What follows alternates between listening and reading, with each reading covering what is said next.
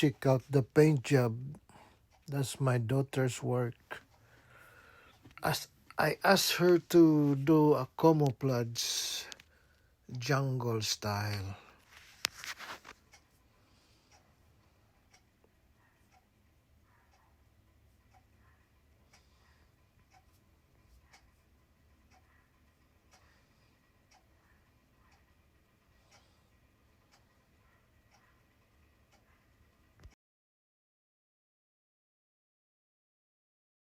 This is the before. I just take out the body. This is a $31 RC car, and this is the old body that I removed from the broken car.